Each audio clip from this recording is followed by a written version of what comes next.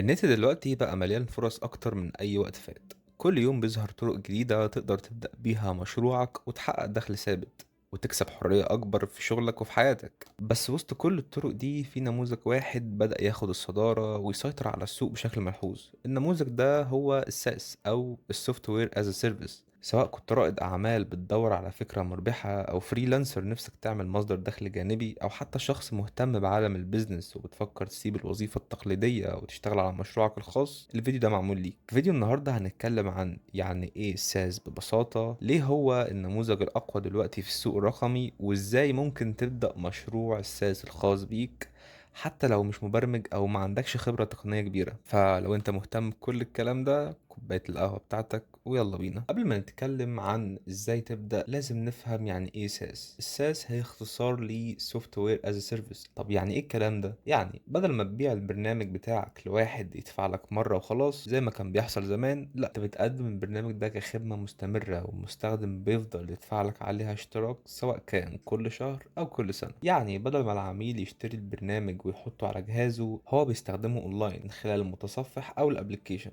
كل البيانات بتكون متخزنة في الكلاود، وده معناه انه يقدر يوصل له من اي مكان وفي اي وقت ومن غير ما يقلق من التحديثات او الاعطال، لان كل ده بيتعامل معاه تلقائيا. طيب خليني اقول لك شوية امثلة عن الساس. نتفليكس، الناس بتدفع اشتراك شهري علشان تشوف الافلام والمسلسلات، لكن المنصة نفسها عبارة عن برنامج بيقدم لك الخدمة دي. كانفا للتصميم، مش لازم تنزل فوتوشوب ولا تتعلم برامج تقيلة، كل حاجة اونلاين والتصميمات بتتخزن تلقائيا. زوم للميتينجز، بتستخدمه من غير ما تنزل حاجة تقيلة وبتقدر تعمل اجتماعات وفيديوهات بمجرد ان انت بس تعمل تسجيل دخول. وحاجات تانية كتير زي جوجل ورك سبيس ونوشن، والقائمة تطول. بس اعتقد ان انت لاحظت حاجة دلوقتي، إن الحاجة المشتركة بينهم ان كلهم كلاود بيزد او بيعتمدوا على الخدمات السحابية. ده بيخليها تشتغل من أي جهاز وبتتحدث تلقائيا ومش بتحتاج منك غير إنترنت وأكاونت. المميز في الساس مش بس إنه سهل الاستخدام، الميزة الكبيرة اللي بيقدمه إنك كمؤسس أو مطور بتبني دخل متكرر بدل ما بتبيع الحاجة مرة واحدة. كل عميل ممكن يفضل يدفع لك سنين وسنين طالما أنت بتقدم له خدمة مفيدة. طيب خلينا نقارن بين الساس والنماذج التقليدية لبيع البرامج أو المنتجات الرقمية. في النموذج التقليدي لما بتبيع برنامج أنت بتبيعه مرة واحدة،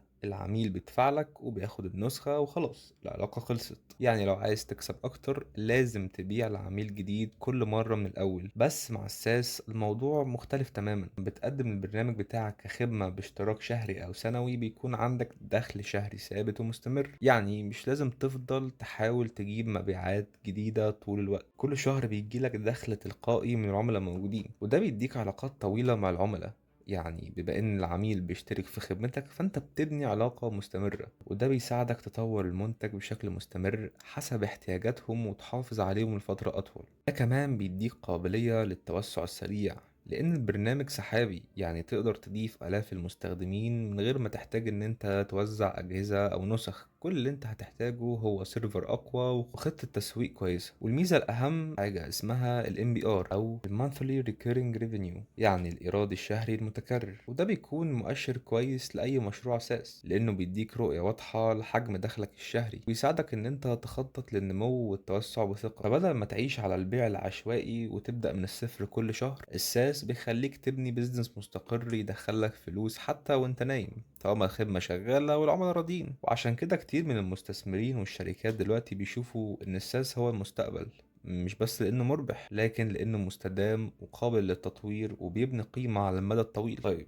حاسك لسه ما اقتنعتش، خليني اقولك على شوية مميزات قوية بتفرقه عن اي نموذج تاني. اول حاجة ان تكلفة العميل بتقل مع الوقت. في البداية ممكن تدفع كتير عشان تجيب عميل جديد، ممكن تعمل اعلان او محتوى او مجهود في البيع، لكن بعد ما العميل يشترك ويبدأ يدفع كل شهر التكلفة دي بتتوزع على الشهور. يعني كل شهر بيعدي الربح الصافي منك بيزيد من غير ما تحتاج تصرف عليه تاني. تاني حاجة ان مفيش تكلفة تصنيع كل مرة. لو بتبيع منتج مادي لازم تنتج نسخة لكل عميل، لكن الساس انت بتبني البرنامج ده مرة واحدة وتبيعه لأي عدد من الناس من غير ما تعمل نسخة جديدة، والنسخة دي بتكون شغالة للكل على نفس السيرفر او المنصة. تالت حاجة انك تقدر تحسن خدمة في اي وقت والمستخدم يشوف التحديث فورا، مش محتاج ان انت تبعت له تحديث ولا تقول كله نازل الاصدار الجديد، بمجرد ما انت بتطور حاجة كل المستخدمين بيشوفوها على طول، وده بيخلي تجربة المستخدم دايما حديثة ومميزة، وبيسهل عليك انك تصلح المشاكل او ان انت تضيف مميزات جديدة. رابع حاجة ان هو بيكون اسهل في التسويق وان انت تفضل في السوق، بانك بتبني قاعدة عملاء بتاع شهريا. ده بيدي شركتك استقرار مادي وبيخليك تقدر تركز على التسويق المستمر والتحسين بدل ما تعيش على المبيعات المتقطعة. كمان الساس بيخليك تتابع المستخدم وتعرف سلوكه، تشتغل على ولائه واحتفاظه. يعني باختصار بتتعب شوية في الأول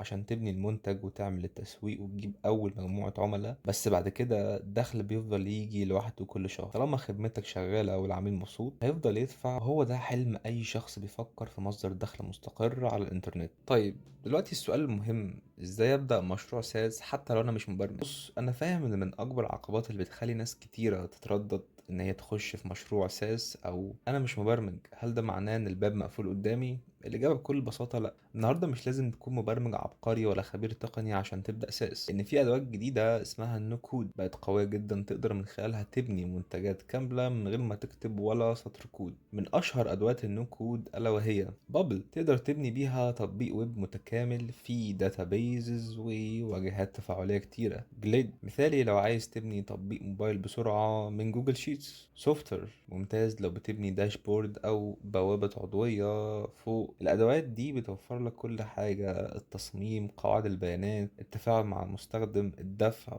وكل ده عن طريق الدراج والدروب. يعني حتى لو خلفيتك مش تقنيه تقدر تبدا. ابدا ازاي؟ سواء كنت هتبني بنفسك او هتشتغل مع تيم، الخطوات دايما واحدة. أول حاجة إنك لازم تحدد المشكلة. اسأل نفسك إيه هي الحاجة اللي الناس بتعاني منها، ممكن أحلها بخدمة بسيطة أونلاين. لازم الحاجة دي تكون نابعة عن تجربة شخصية. صمم MVP بسيط، يعني نسخة خفيفة من المنتج فيها الأساسيات. مش لازم تطلع حاجة ضخمة أو واو من أول يوم، المهم إنك تبدأ.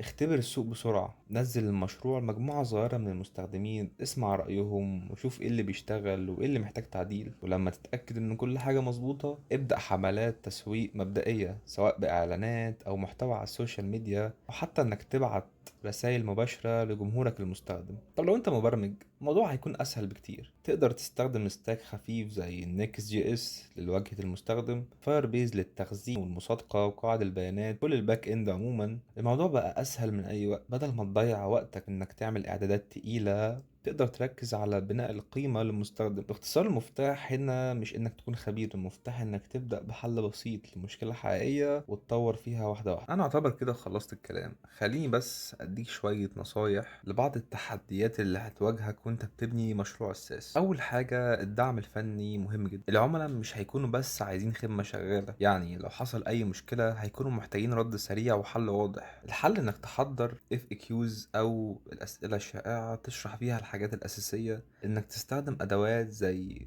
توك تو او كريسب للدعم الفوري. وعموما في البداية انت اللي هترد بنفسك، وده كويس عشان تتعلم اكتر من مشاكل العملاء بتوعك. تاني حاجة، الحفاظ على العملاء اصعب من جذبهم. انت ممكن تجيب عميل باعلان بس هيكون صعب انك تخليه يكمل معاك ويدفع شهريا. بس الحل انك تسمع للعميل وتخليه يحس ان رأيه بيفرق، انك تحسن تجربة المستخدم باستمرار، وانك تبعت له تحديثات ونصايح او محتوى يخليه يحس بقيمة الاشتراك بتاعه. تالت حاجة، انك لازم تطور وتحدث الخدمة باستمرار. اقول لك ان السوق بيتغير والمنافسين بيشتغلوا، ولو انت وقفت مكانك حرفيا هتخرج من السوق. لازم تفضل تشتغل بنظام الفيدباك لوب، تاخد رأي المستخدم، تطور الخدمة، تعمل اختبار وتعيد، وده هيخليك دايما سابق بخطوة حتى لو صغيرة. رابع حاجة، انك لازم تسوق صح. منتجك ممتاز حلو، بس لو الناس معرفتش عنه مش هينجح.